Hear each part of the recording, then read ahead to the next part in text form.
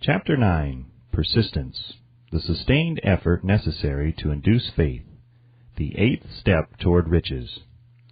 Persistence is an essential factor in the procedure of transmuting desire into its monetary equivalent. The basis of persistence is the power of will. Willpower and desire, when properly combined, make an irresistible pair. Men who accumulate great fortunes are generally known as cold-blooded and sometimes ruthless. Often they are misunderstood. What they have is willpower, which they mix with persistence and place back of their desires to ensure the attainment of their objectives. Henry Ford has been generally misunderstood to be ruthless and cold-blooded.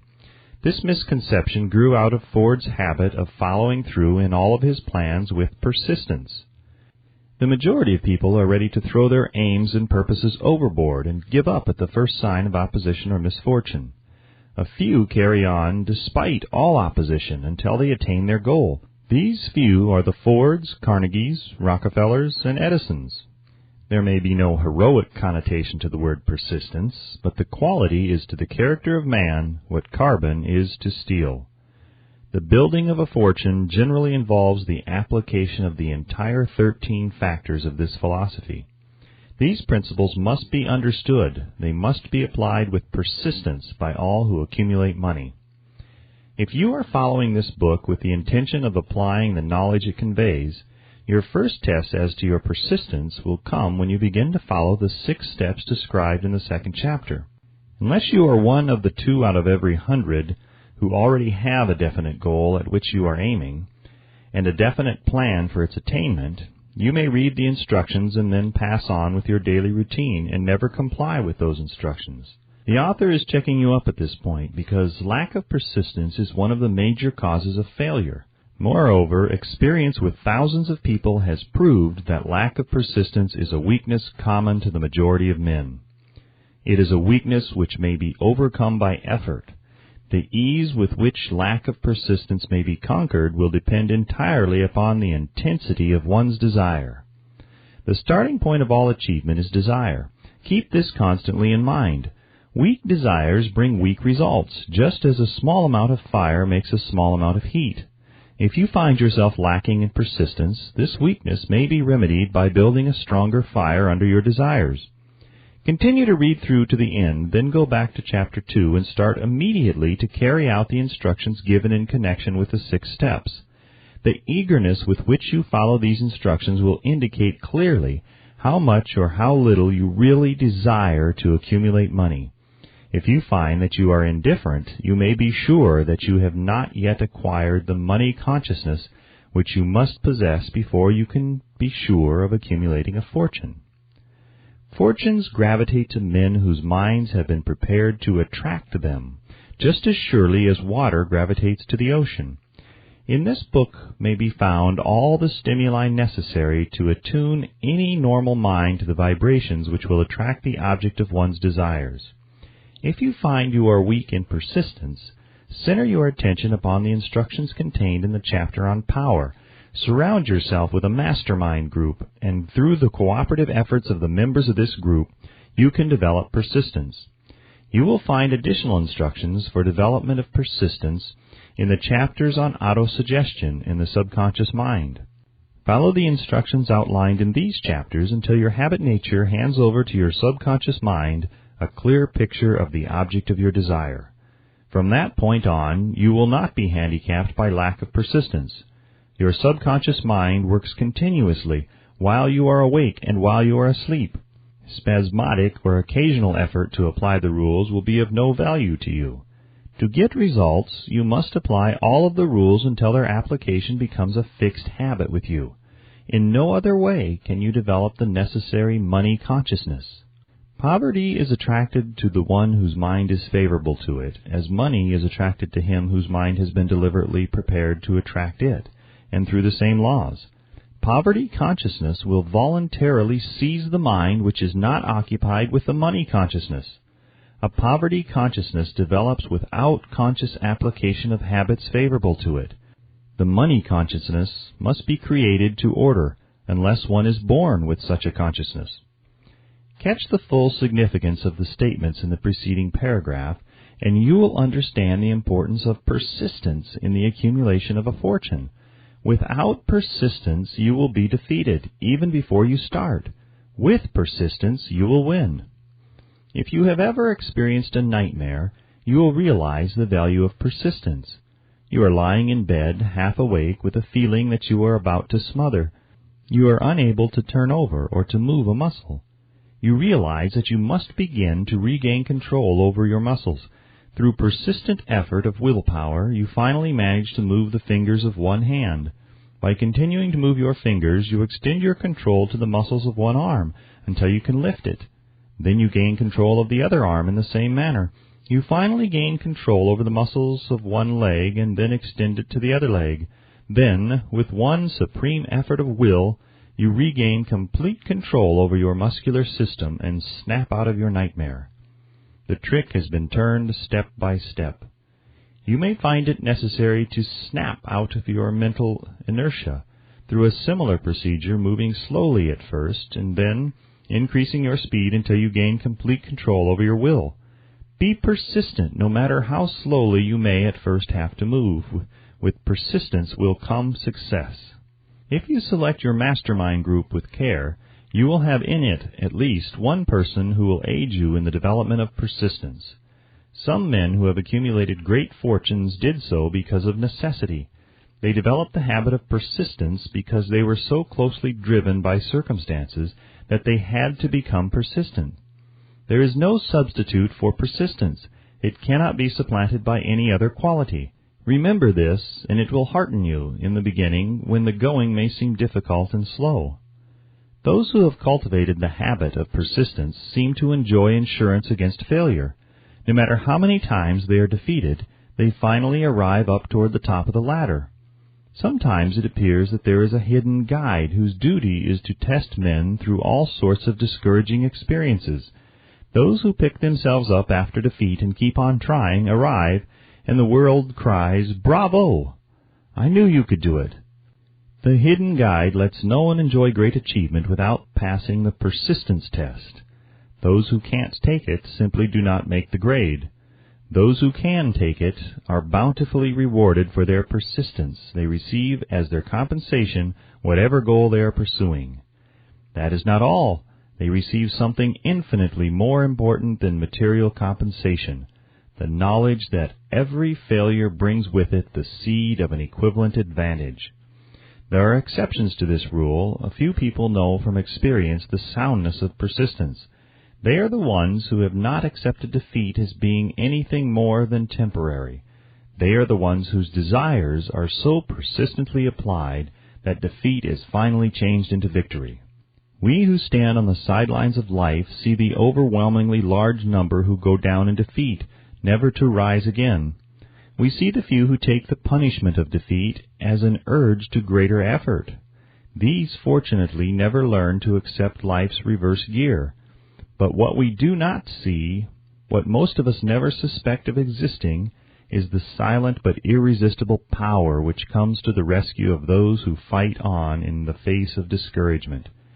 If we speak of this power at all, we call it persistence, and let it go at that. One thing we all know, if one does not possess persistence, one does not achieve noteworthy success in any calling. As these lines are being written, I look up from my work and see before me, less than a block away, the great mysterious Broadway, the graveyard of dead hopes, and the front porch of opportunity. From all over the world, people have come to Broadway seeking fame, fortune, power, love, or whatever it is that human beings call success. Once in a great while, someone steps out from the long procession of seekers, and the world hears that another person has mastered Broadway. But Broadway is not easily nor quickly conquered. She acknowledges talent, recognizes genius, pays off in money only after one has refused to quit. Then we know he has discovered the secret of how to conquer Broadway. The secret is always inseparably attached to one word: persistence. The secret is told in the struggle of Fannie Hurst, whose persistence conquered the Great White Way. She came to New York in 1915 to convert writing into riches. The conversion did not come quickly, but it came. For 4 years, Miss Hurst learned about the sidewalks of New York from first-hand experience. She spent her days laboring and her nights hoping. When hope grew dim, she did not say, "All right, Broadway, you win." She said, "Very well, Broadway, you may whip some, but not me. I'm going to force you to give up." One publisher, the Saturday Evening Post, sent her 36 rejection slips before she broke the ice and got a story across. The average writer, like the average in other walks of life, would have given up the job when the first rejection slip came. She pounded the pavements for 4 years to the tune of the publisher's no, because she was determined to win. Then came the payoff. The spell had been broken. The unseen guide had tested Fannie Hurst, and she could take it. From that time on, publishers made a beaten path to her door. Money came so fast she hardly had time to count it. Then the moving picture men discovered her, and money came not in small change, but in floods. The moving picture rights to her latest novel, Great Laughter, brought $100,000, said to be the highest price ever paid for a story before publication. Her royalties from the sale of the book probably will run much more. Briefly, you have a description of what persistence is capable of achieving. Fannie Hurst is no exception. Wherever men and women accumulate great riches, you may be sure they first acquired persistence. Broadway will give any beggar a cup of coffee and a sandwich, but it demands persistence of those who go after the big stakes. Kate Smith will say amen when she reads this. For years she sang without money and without price before any microphone she could reach. Broadway said to her, "Come and get it if you can take it." She did take it until one happy day Broadway got tired and said, "What's the use? You don't know when you're whipped, so name your price and go to work in earnest." Smith named the price. It was plenty. Away up in figures so high that one's week's salary is far more than most people make in a whole year. Verily, it pays to be persistent. Persistence is a state of mind, therefore it can be cultivated. Like all states of mind, persistence is based upon definite causes. Among them, these. A.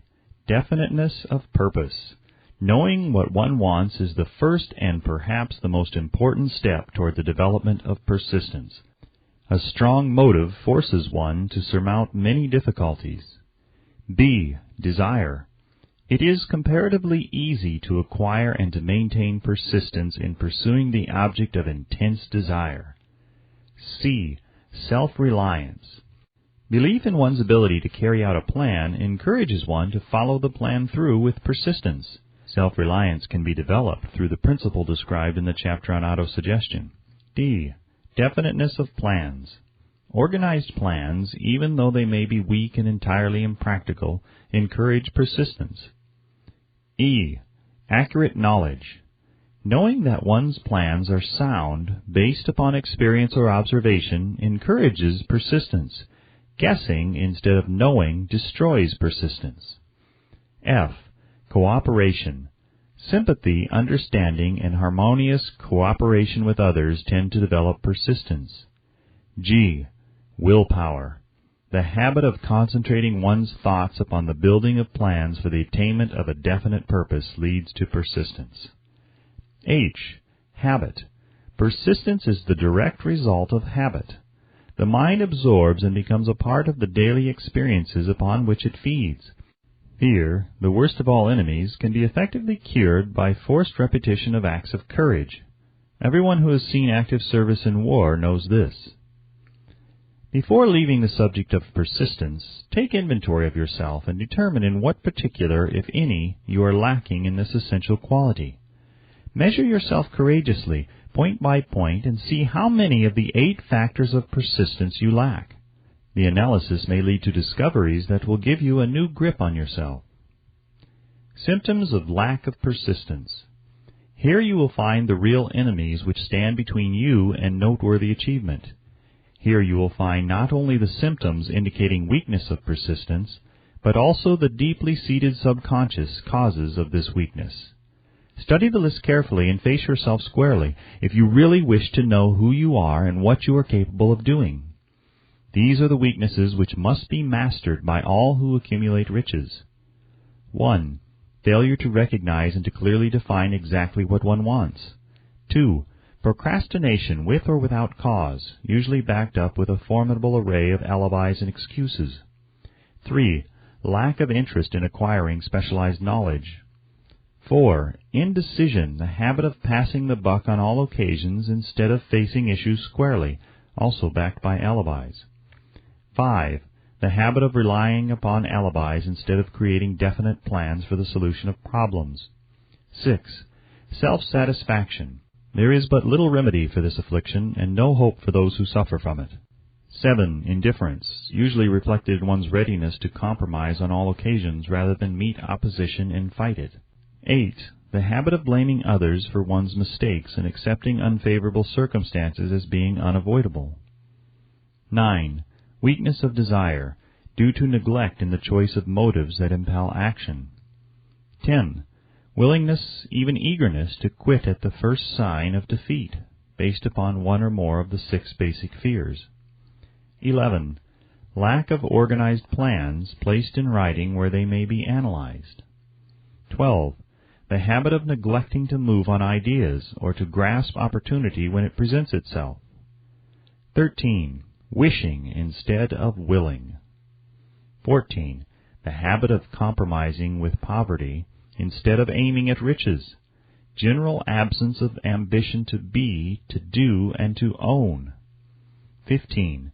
Searching for all the shortcuts to riches, trying to get without giving a fair equivalent, usually reflected in the habit of gambling, endeavoring to drive sharp bargains. 16. Fear of criticism. Failure to create plans and to put them into action because of what other people will think, do, or say. This enemy belongs at the head of the list because it generally exists in one's subconscious mind, where its presence is not recognized. See the 6 basic fears in a later chapter. Let us examine some of the symptoms of the fear of criticism. The majority of people permit relatives, friends, and the public at large to so influence them that they cannot live their own lives because they fear criticism. Huge numbers of people make mistakes in marriage, stand by the bargain, and go through life miserable and unhappy because they fear criticism which may follow if they correct the mistake. Anyone who has submitted to this form of fear knows the irreparable damage it does by destroying ambition, self-reliance, and the desire to achieve. Millions of people neglect to acquire belated educations after having left school because they fear criticism. Countless numbers of men and women, both young and old, permit relatives to wreck their lives in the name of duty because they fear criticism. Duty does not require any person to submit to the destruction of his personal ambitions and the right to live his own life in his own way. People refuse to take chances in business because they fear the criticism which may follow if they fail. The fear of criticism in such cases is stronger than the desire for success. Too many people refuse to set high goals for themselves or even neglect selecting a career because they fear the criticism of relatives and friends who may say, "Don't aim so high, people will think you are crazy." When Andrew Carnegie suggested that I devote 20 years to the organization of a philosophy of individual achievement, my first impulse of thought was fear of what people might say. The suggestion set up a goal for me, far out of proportion to any I had ever conceived. As quick as a flash, my mind began to create alibis and excuses, all of them traceable to the inherent fear of criticism. Something inside of me said, "You can't do it. The job is too big and requires too much time. What will your relatives think of you? How will you earn a living? No one has ever organized a philosophy of success. What right have you to believe you can do it? Who are you, anyway, to aim so high? Remember your humble birth. What do you know about philosophy? People will think you are crazy," and they did. "Why hasn't some other person done this before now?" These and many other questions flashed into my mind and demanded attention. It seemed as if the whole world had suddenly turned its attention to me with the purpose of ridiculing me into giving up all the desire to carry out Mr. Carnegie's suggestion. I had a fine opportunity then and there to kill off ambition before it gained control of me. Later in life, after having analyzed thousands of people, I discovered that most ideas are stillborn and need the breath of life injected into them through definite plans of immediate action. The time to nurse an idea is at the time of its birth. Every minute it lives gives it a better chance of surviving. The fear of criticism is at the bottom of the destruction of most ideas which never reach the planning and action stage. Many people believe that material success is the result of favorable breaks.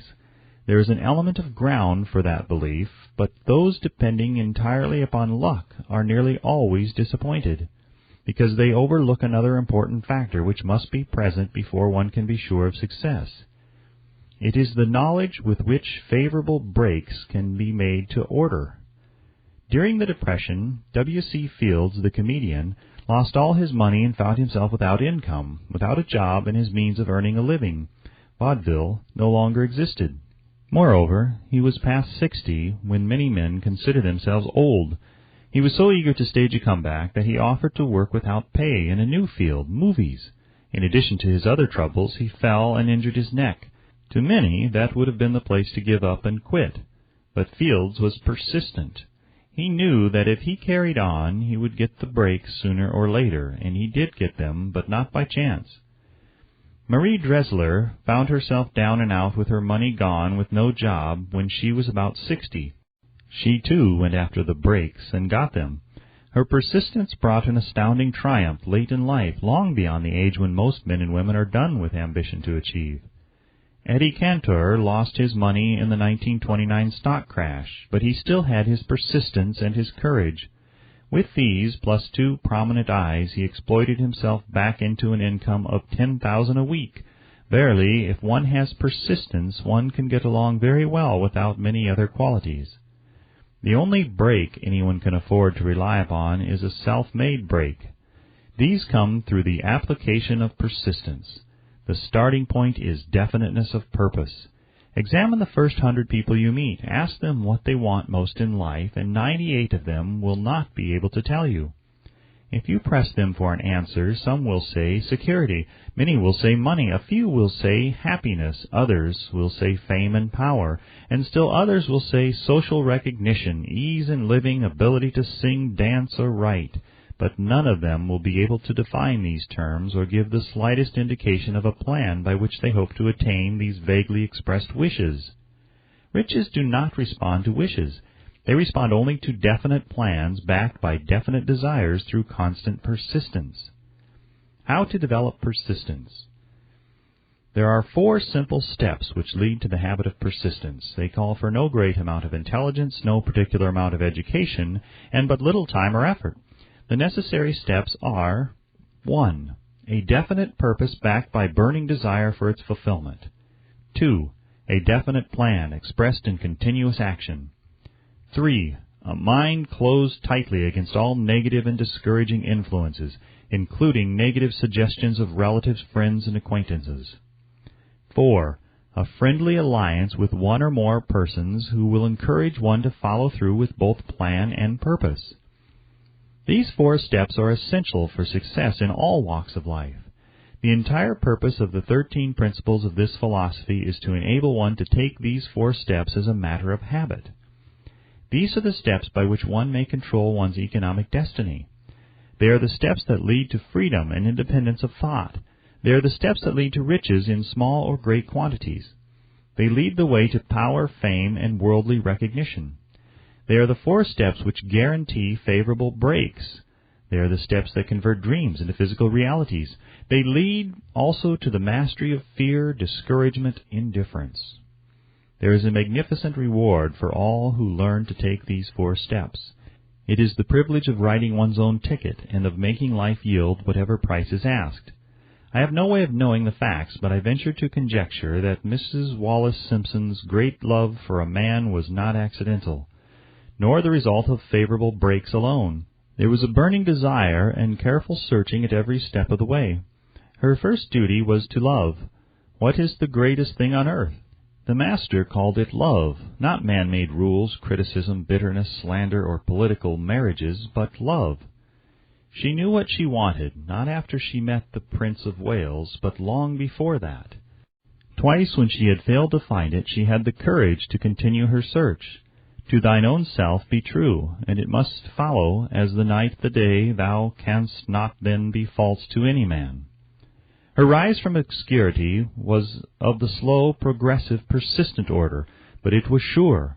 She triumphed over unbelievably long odds, and no matter who you are, or what you may think of Wallace Simpson, or the king who gave up his crown for her love, she is an astounding example of applied persistence, an instructor on the rules of self-determination, from whom the entire world might profitably take lessons. When you think of Wallace Simpson, think of one who knew what she wanted, and shook the greatest empire on earth to get it. Women who complain that this is a man's world, that women do not have an equal chance to win, owe it to themselves to study carefully the life of this unusual woman, who at an age when most women consider old, captured the affections of the most desirable bachelor in the entire world. And what of King Edward? What lesson may we learn from his part in the world's greatest drama of recent times? Did he pay too high a price for the affections of the woman of his choice? Surely no one but he can give the correct answer. The rest of us can only conjecture. This much we know. The king came into the world without his own consent. He was born to great riches without requesting them. He was persistently sought in marriage. Politicians and statesmen throughout Europe tossed dowagers and princesses at his feet. Because he was the firstborn of his parents, he inherited a crown which he did not seek, and perhaps did not desire. For more than 40 years he was not a free agent, could not live his life in his own way, had but little privacy, and finally assumed duties inflicted upon him when he ascended the throne. Some will say, with all these blessings, King Edward should have found peace of mind, contentment, and joy of living. The truth is that back of all the privileges of a crown, all the money, the fame, and the power inherited by King Edward, there was an emptiness which could be filled only by love. His greatest desire was for love. Long before he met Wallace Simpson, he doubtless felt this great universal emotion tugging at the strings of his heart, beating upon the door of his soul, and crying out for expression. And when he met a kindred spirit crying out for this same holy privilege of expression, he recognized it, and without fear or apology opened his heart and bade it enter. All the scandal-mongers in the world cannot destroy the beauty of this international drama, through which two people found love and had the courage to face open criticism, renounce all else to give it holy expression. King Edward's decision to give up the crown of the world's most powerful empire for the privilege of going the remainder of the way through life with the woman of his choice was a decision that required courage. The decision also had a price, but who has the right to say the price was too great? Surely not he who said, "He among you who is without sin, let him cast the first stone." As a suggestion to any evil-minded person who chooses to find fault with the Duke of Windsor because his desire was for love and for openly declaring his love for Wallace Simpson and giving up his throne for her, let it be remembered that the open declaration was not essential. He could have followed the custom of clandestine liaison, which has prevailed in Europe for centuries without giving up either his throne or the woman of his choice, and there would have been no complaint from either church or laity. But this unusual man was built of sterner stuff. His love was clean. It was deep and sincere. It represented the one thing which above all else he truly desired. Therefore he took what he wanted and paid the price demanded. If Europe had been blessed with more rulers with the human heart and the traits of honesty of ex-King Edward, for the past century that unfortunate hemisphere, now seething with greed, hate, lust, political connivance, and threats of war, would have a different and a better story to tell, a story in which love and not hate would rule. In the words of Stuart Austin Weir, we raise our cup and drink this toast to ex-King Edward and Wallace Simpson. Blessed is the man who has come to know that our muted thoughts are our sweetest thoughts. Blessed is the man who from the blackest depths can see the luminous figure of love, and seeing, sing, and singing say, "Sweeter far than uttered lays are the thoughts I have of you." In these words would we pay tribute to the two people who, more than all others of modern times, have been the victims of criticism and the recipients of abuse, because they found life's greatest treasure and claimed it. Mrs. Simpson read and approved this analysis. Most of the world will applaud the Duke of Windsor and Wallace Simpson because of their persistence in searching until they found life's greatest reward. All of us can profit by following their example in our own search for that which we demand of life. What mystical power gives to men of persistence the capacity to master difficulties? Does the quality of persistence set up in one's mind some form of spiritual, mental, or chemical activity which gives one access to supernatural forces? Does infinite intelligence throw itself on the side of the person who still fights on after the battle has been lost, with the whole world on the opposing side? These and many other similar questions have arisen in my mind as I have observed men like Henry Ford, who started at scratch and built an industrial empire of huge proportions with little else in the way of a beginning but persistence, or Thomas A. Edison, who, with less than 3 months of schooling, became the world's leading inventor and converted persistence into the talking machine, the moving picture machine, and the incandescent light, to say nothing of 100 other useful inventions. I had the happy privilege of analyzing both Mr. Edison and Mr. Ford year by year over a long period of years, and therefore the opportunity to study them at close range, so I speak from actual knowledge when I say that I found no quality save persistence in either of them that even remotely suggested the major source of their stupendous achievements.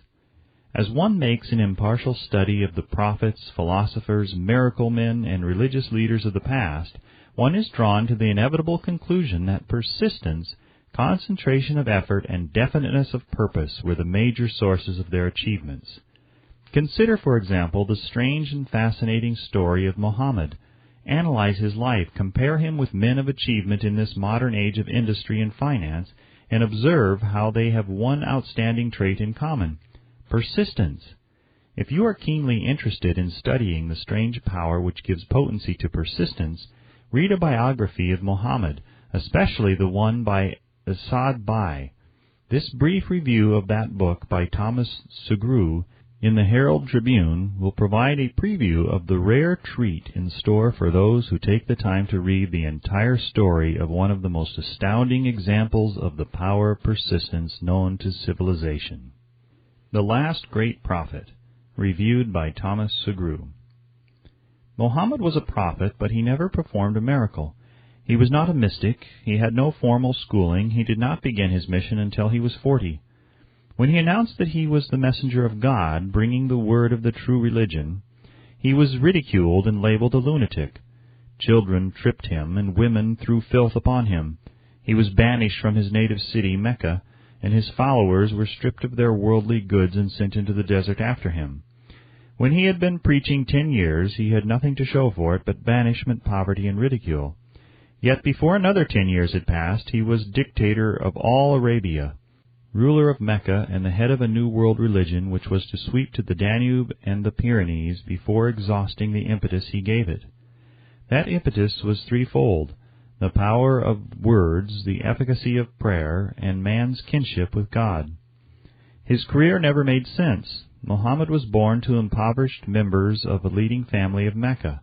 Because Mecca, the crossroads of the world, home of the magic stone called the Kaaba, great city of trade and the center of trade routes, was unsanitary, its children were sent to be raised in the desert by Bedouins.